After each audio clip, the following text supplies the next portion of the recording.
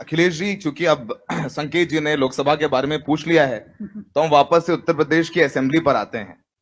Assembly में उपचुनाव होने हैं, 9 सीटें अनाउंस कर दी गई हैं, और आपने कांग्रेस को मना लिया है या कांग्रेस को समझा दिया है? उन्होंने, काफी लोग तैयारी कर रहे थे, कुछ लोगों ने वकीलों को कह के कागज भी तैयार करा दिए थे। तो पहले तो बताइए कि कैसे मनाया आपने? वो लोग सारी सीटों पर तैयारी कर रहे थे, और जैसे हरियाणा का रिजल्ट आया अगले दिन आपने कुछ सीटें अनाउंस कर दी, तो कैसे मनाया, कांग्रेस को समझाया? कांग्रेस पार्टी हमारा सहयोगी दल है, या हम दोनों दल मिलकर के उत्तर प्रदेश में चुनाव लड़े हैं। कांग्रेस पार्टी नेशनल पार्टी है और उन्हें आने वाले समय में जो चुनौतियां उसका पूरी जानकारी है। मैं उनका धन्यवाद देता हूं कि उत्तर प्रदेश में कम से कम उन्होंने ये फैसला लिया कि विपक्ष की जो सबसे बड़ी भूमिका हम लोग निभा रहे हैं उस दल को मौका दिया है। और न मनाने की बात है और न कोई ऐसी बात है जिससे कि हम एक दूसरे में कोई खाई पैदा होती हो।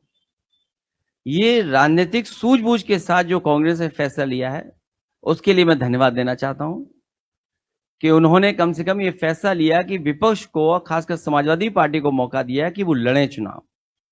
आपने हरियाणा में देखा, जो चुनाव जीत रही थी कांग्रेस पार्टी, वो चुनाव कांग्रेस के हाथ से निकल गया, फिसल गया चुनाव। और अगर हम परसेंटेज के हिसाब से देखें तो कोई बहुत खास परसेंटेज का फासला नहीं रहा। सीट वाइज चीजें अलग हैं, लेकिन अगर हम देखें 1% से कम में चीजें बदल गई। तो जब तक हम लोग तैयारी नहीं करेंगे बूथ पर, असली संघर्ष बूथ पर होना है, और उसके लिए जब तक कोई दल तैयार नहीं होगा तब तक भारतीय जनता पार्टी का कोई मुकाबला नहीं कर पाएगा। क्योंकि भारतीय जनता पार्टी के पास जो बड़े कार्यकर्ता हैं, एजेंसियां उनकी कार्यकर्ताओं की तरह काम करती हैं, जो अधिकारी होते हैं वो उनके कार्यकर्ताओं के रूप में काम करते हैं। आज के समय पर जहां भी भारतीय जनता पार्टी की सरकार है, वहां पर एजेंसी और वहां की जो अधिकारी हैं वो कार्यकर्ता के रूप में काम करते हैं। तो जो पॉलिटिकल पार्टी को ये बात समझ में आती है वो मुकाबला कर लेगी भारतीय जनता पार्टी।